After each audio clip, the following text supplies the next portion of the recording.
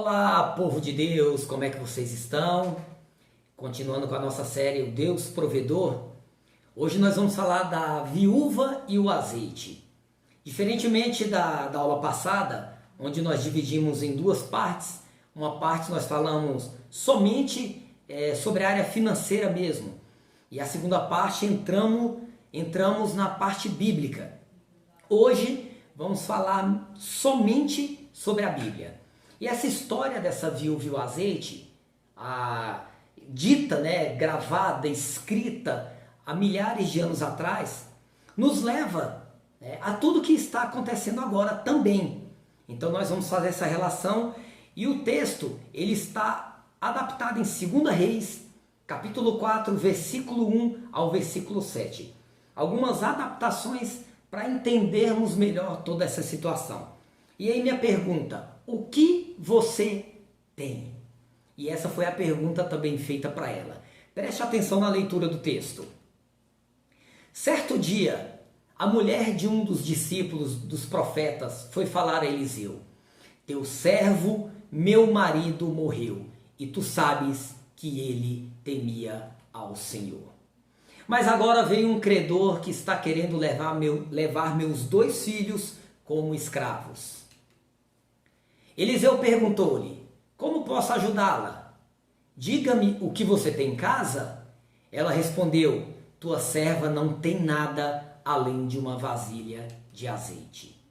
Então disse Eliseu: vá pedir emprestadas vasilhas a todos os vizinhos, mas peça muito.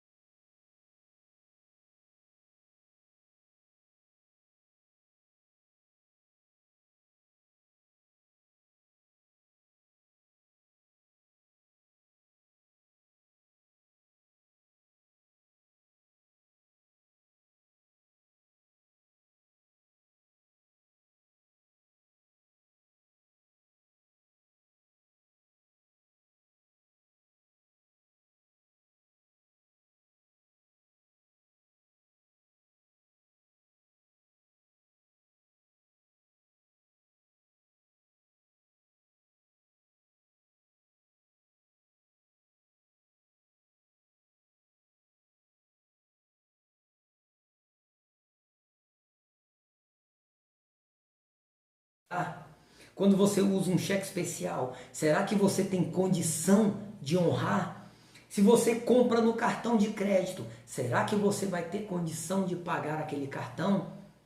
Provavelmente aquele homem ele tomou emprestado.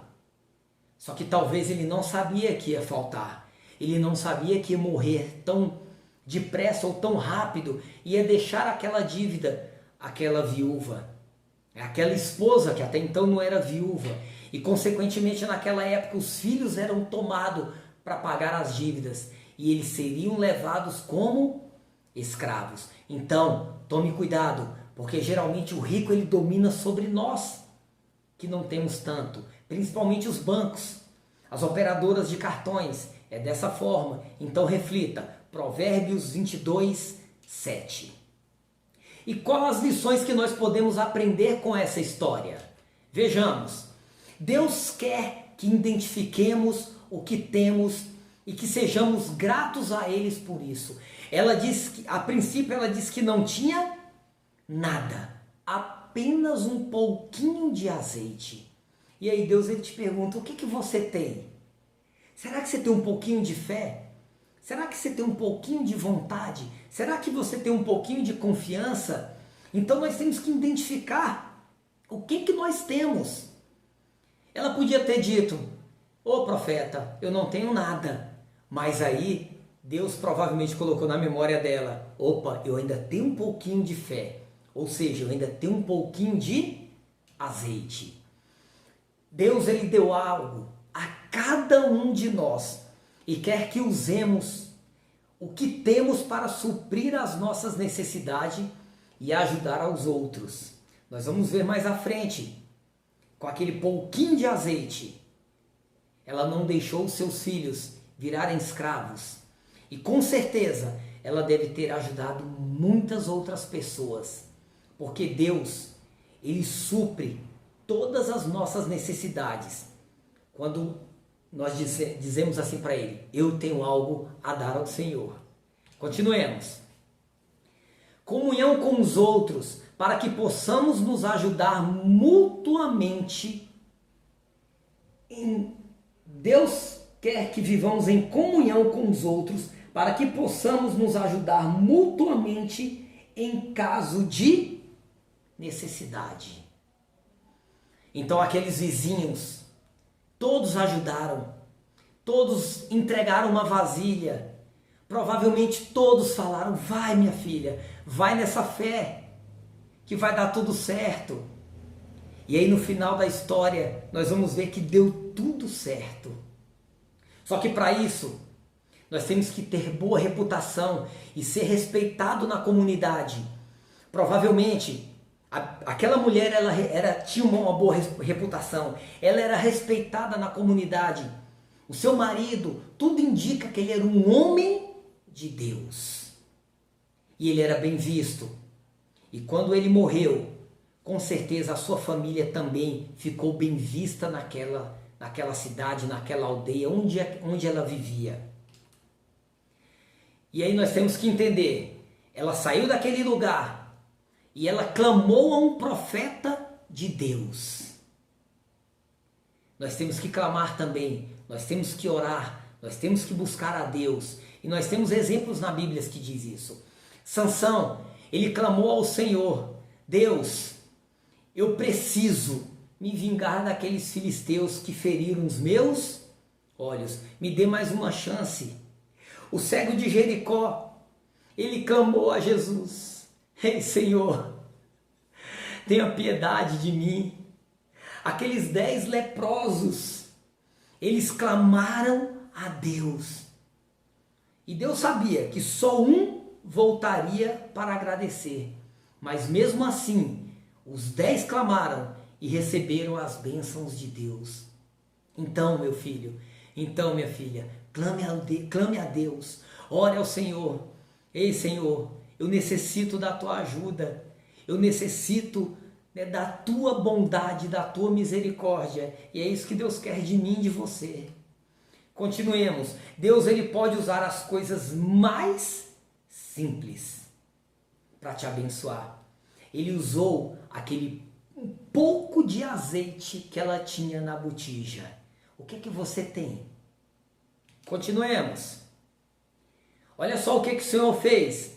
A primeira multiplicação dos pães. Ele precisou apenas de 5 pães e 2 peixinhos para alimentar uma multidão de homens, de mulheres, de crianças. Ele precisa só de um pouco. O que você tem hoje para dar a ele? Essa é a pergunta. O que você tem? Continuemos. E aí vamos pegar alguns aspectos importantes dentro dessa história para mim e para você nesse tempo de pandemia. Deus quer que evitemos dívidas. Aquele homem morreu e ele deixou uma viúva com filhos endividada. Ela podia ter perdido seus filhos, levados como escravo. E uma viúva naquela época, sem marido, sem filhos homens, o que seria dela? Então evite dívidas. Você não sabe o amanhã, você não sabe o futuro que tem pela frente. Então esposa, esposo, pensem antes de fazer qualquer dívida. Se programe.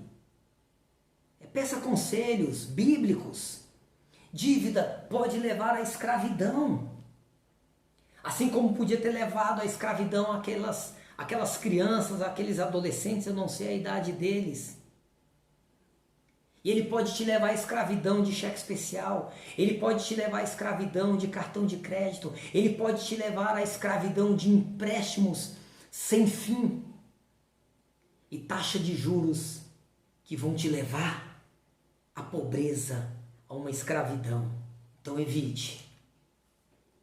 E aí nós vamos concluir dessa forma. Às vezes Deus ele permite que emprestemos de amigos para suprir nossas necessidades, mas devemos devolver a eles, assim como a viúva devolveu vasilhas aos vizinhos.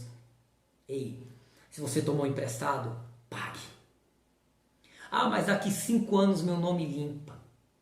Não pensa assim não, meu filho. Seu nome pode limpar até no Serasa, seu nome pode limpar até no cartório, mas seu nome nunca vai ser limpo na presença de Deus. Pague o que você deve, pague suas dívidas, faça um esforço. Não deixe que as pessoas, que as vizinhanças pensem mal de você. Seja um cristão que honre o nome de Deus. Deus ele multiplicou a quantidade de azeite através de um milagre, mas ele também espera que trabalhemos. Quando Eliseu falou, vá e pegue vasilhas, não poucas, ela saiu fazendo aquele trabalho, porque ela tinha boa reputação.